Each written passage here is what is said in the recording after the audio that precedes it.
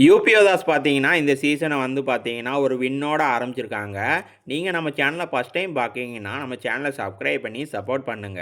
இந்த மேட்ச்ல என்ன நடந்துச்சுன்னு வாங்க டீட்டெயிலா பார்க்கலாம். ஃபர்ஸ்ட் ஹாஃப்ப பொறுத்தவரைக்கும் பார்த்தீங்கன்னா, 2 விதமா பிரிச்சுக்கலாம். மொத 10 நிமிஷம் பார்த்தீங்கன்னா, 2 டீமுமே வந்து பார்த்தீங்கன்னா, ரொம்பவுமே வந்து பார்த்தீங்கன்னா, அக்ரெசிவா விளையாடாம 2 டீமுமே பார்த்தீங்கன்னா, ஒரு பொறுமையான ஆட்டத்த தான் பார்த்தீங்கன்னா, ஆடுனாங்கன்னே சொல்லணும். யூபியோதாஸ் பார்த்தீங்கன்னா 8 பாயிண்ட்டும், தெலுங்கு டைட்டன்ஸ் பார்த்தீங்கன்னா 6 பாயிண்ட் எடுத்திருந்தாங்க மொத 10 நிமிஷத்துல.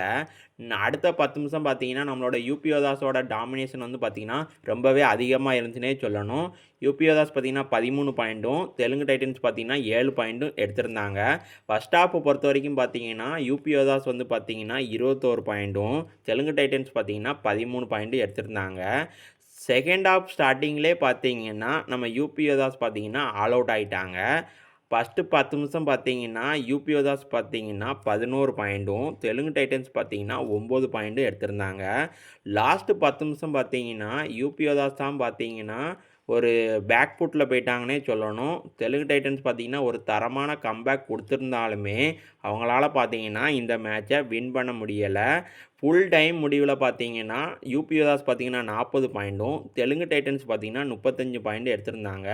5 பாயிண்ட் வித்தியாசத்தில பார்த்தீங்கன்னா, நம்மளோட யூபியோதாஸ் பார்த்தீங்கன்னா, அவங்களோட ஃபர்ஸ்ட்டு வின்ன பார்த்தீங்கன்னா, இந்த சீசன்ல வந்து பார்த்தீங்கன்னா, வின் பண்ணியிருக்காங்க.